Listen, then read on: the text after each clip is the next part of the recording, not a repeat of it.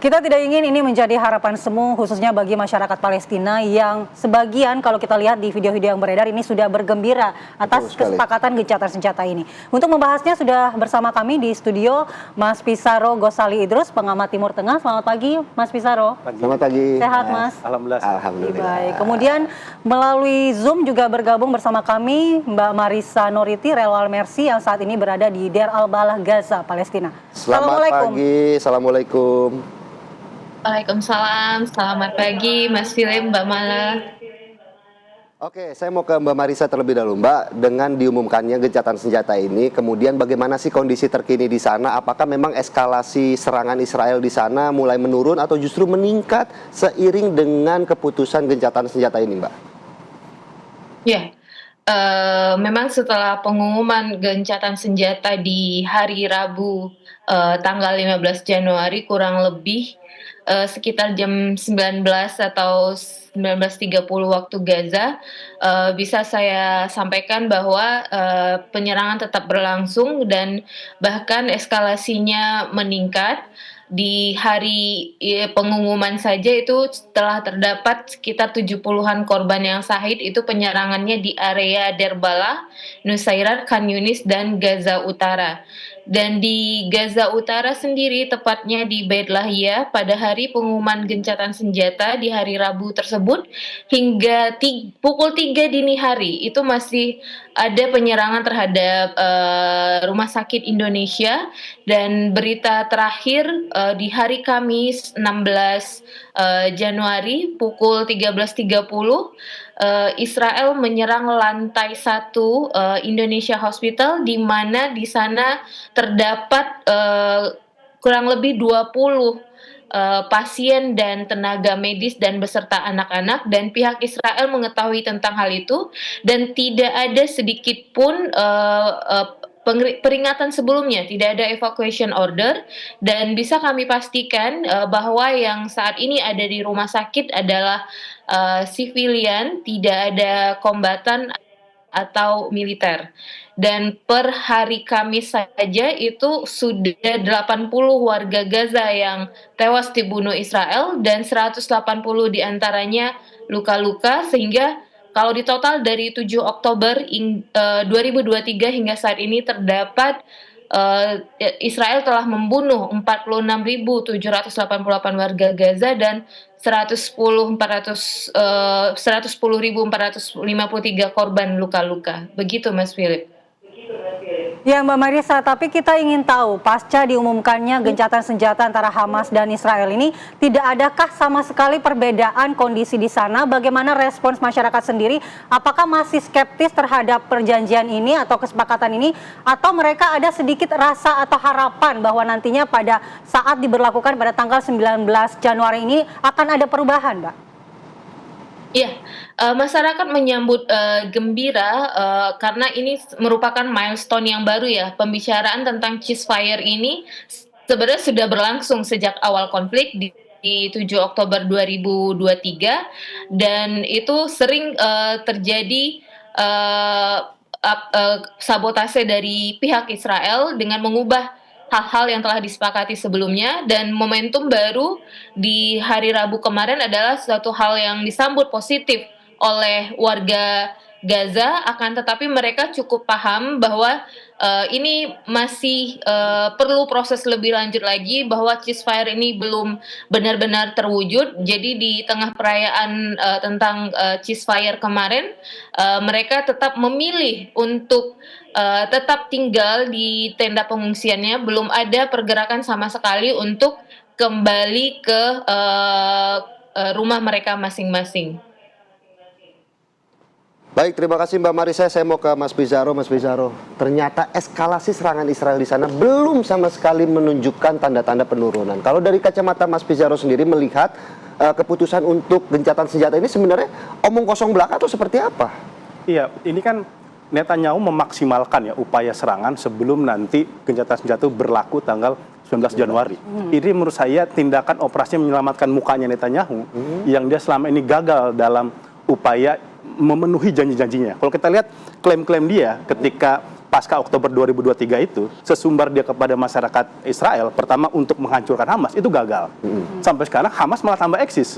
Dan bahkan berhasil merekrut pejuang-pejuang baru yang beberapa pejuang itu sudah syahid sebelumnya. Kemudian untuk menyelamatkan Sandra itu kan juga gagal. Ya. Dia sesumbar untuk menyelamatkan Gaza, menyelamatkan para Sandra, tapi kan hanya beberapa itu. Jadi ini upaya dia untuk menyelamatkan muka, melakukan serangan intensif kepada Gaza, kepada para mitra koalisinya. Karena kan mitra koalisinya Netanyahu ini kan terpecah. Ya. Ada dua partai yang sangat ekstrim di Israel itu bahkan menolak gencatan senjata. Dan dia mengancam akan mencabut dukungan terhadap Netanyahu, yang ini bisa membuat Netanyahu tumbang. Pasalnya, kalau Netanyahu tumbang, ini sudah sederet pidana korupsi sudah menunggu dia nih. Ya, ini kan berkali-kali kan ditunda sama Netanyahu dengan alasan ada perang, ada serangan, maka dia berusaha menunda pengadilan korupsi. Tapi kan kalau udah gencatan senjata nggak ada perang lagi, dia mau alasan apa? Tapi walaupun yang meminta adalah negara sekutu yang dalam notabene yang mendukung serangan-serangan Israel di sana begitu. Iya, seperti itu. Ini kan juga bagian dia untuk memenangkan opini kepada masyarakat Israel ya, bahwa dia sudah melakukan serangan habis-habisan yang walaupun itu hanya klaim dia yang tidak terbukti berhasil melumpuhkan perjuangan di Gaza. Dan kita bisa melihat ya, masyarakat Gaza begitu sangat tabah sekali, 15 bulan digempur oleh penjajah Israel, tapi apa yang didapatkan oleh penjajah Israel?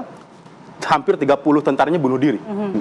Ya, kemudian sudah 1.100 triliun ya dirupiahkan, itu dikucurkan dia untuk mengalahkan entitas pejuang Gaza. Apakah itu terjadi? Itu tidak terjadi sama sekali. Gitu kan. Ini yang kemudian membuat Netanyahu dalam tekanan yang begitu besar, dan dia melakukan tindakan kolaps untuk memaksimalkan sampai tanggal 19 Januari untuk melakukan serangan. Dan saya yakin pun juga nanti ke depan gencatan senjata ini akan terus juga dilanggar. Karena ini bukan barang baru. Iya, betul. 2014 dia melakukan pelanggaran gencatan senjata. 2018 dia juga sama. 2021 juga sama. Kasusnya di Masjid Al-Aqsa gitu. Jadi fenomena penjajah Israel melakukan pelanggaran terhadap gencatan senjata ini bukanlah barang baru. Lalu bagaimana setelah tanggal 19 Januari ini? Apa bayangan kita terhadap gencatan senjata yang akan berlaku kalau memang sudah terbiasa Israel ini melakukan pelanggaran dan kemudian Netanyahu ini masih dibayang-bayangi posisi dia yang harus diselamatkan? Iya. Ini kan di satu sisi, ini kan desakan keluarga-keluarga Sandra di Israel kan begitu besar. Demonstrasi itu bisa tiap minggu itu bisa 4-5 kali. Bahkan akses Netanyahu ke parlemen Israel itu diblok sama keluarga Sandra gitu ya. Jadi dia juga dalam tekanan nih, tekanan dari berbagai negara sekutu dan juga masyarakat yang meminta ini sudah saatnya untuk melakukan kesepakatan dengan Hamas. Anda sudah gagal membebaskan Sandra, yang terjadi kan banyak Sandra itu justru tewas oleh serangan Israel sendiri. Betul. Gitu ya. Maka menurut saya ini pada fase-fase ini ya Netanyahu pasti dia dalam satu sisi dia akan mengikuti ya, karena dia tidak punya opsi lain. Operasi militer itu sudah gagal, teror sudah gagal, maka dia menerima kesepakatan ini. Dan ini kan lucunya ya, 2023 dia mengklaim akan menghancurkan pejuang Gaza. Ya, kemudian 2025 dia bahkan meminta gencatan senjata. Sekarang seperti itu. Menurut saya ini dia tidak ada pilihan lain, dia akhirnya kemudian dia melakukan gencatan senjata untuk mengembalikan para sandera. Iya. Di dalam gencatan senjata ini kan ada fase-fasenya juga, Mas. Ada fase pertama di mana pembebasan 33 sandera Israel, kemudian penarikan bertahap pasukan Israel. Nanti seperti apa, Mas, gambaran dari gencatan senjata itu sebenarnya biasanya dilakukan? Iya, biasanya ini kan ada dari pihak para pejuang Gaza, Hamas, yang menyiapkan para sandera untuk dikeluarkan, nanti ditengahi oleh Palang Merah Internasional sebagai mediator untuk memberikan sandera dari pihak Hamas kepada Israel seperti itu. Ini kan sudah terjadi beberapa waktu sebelumnya gitu ya. Tetapi ini kan baru 33 sandera nih. Sedangkan di Israel, di Hamas sendiri itu menyandra sekitar 99, masih ada 66-nya. Karena para pejuang Hamas itu juga nggak percaya sepenuhnya nih. Israel ketika dibalikan sandra sepenuhnya, dia akan menarik pasukannya. Maka ini kan dicicil tahapannya. Ini 33, dan menariknya satu sandra perempuan tentara Israel akan ditukar dengan 30 warga Palestina yang ditahan seumur hidup. Bahkan sebenarnya bukan seumur hidup. Sampai ada istilahnya tuh, dakwaan itu sampai 200 tahun. Bayangkan ya, 200 tahun. Nah, ini yang akan ditukar. Tapi kalau kita melihat juga bagaimana keputusan Amerika Serikat untuk melakukan gencatan senjata, mendorong Israel untuk melakukan pertukaran sandera juga, ini kan dilakukan ketika masa transisi presiden dari Joe Biden menuju ke Donald Trump. Apakah memang ini ada unsur-unsur politik lain dalam keputusan ini? Iya, ingat Mas ya, sebuah presiden baru, pemerintahan baru, dia biasanya ingin fokus kepada pembenahan domestik. Apalagi ekonomi Amerika itu hancur-hancuran, jangan lupa. Ya, anggaran dia juga yang diberikan kepada Israel itu sangat besar sekali, yaitu hampir 1.000 triliun. Tetapi apa yang didapat Amerika? Ya, menterinya aja sekarang dijuluki menteri genosida, menteri luar negeri Israel itu Anthony Blinken oleh masyarakatnya sendiri. Ya, tekanan kepada Amerika begitu besar. Maka Trump ini ingin mengenyahkan ini semua. Dia ingin fokus membangun Amerika, membangun ekonomi. Dan jangan lupa, Donald Trump itu kan fokusnya ekonomi domestik. Betul. Dia tidak menginginkan perang. Ini yang kemudian akhirnya berhasil menekannya Netanyahu untuk kemudian menyudahi genosida yang ada di sana. Ya mungkin akan ada beberapa imbalan. Dan ini juga perlu kita awasi nih. Biasanya imbalannya adalah normalisasi Israel dengan beberapa negara Arab.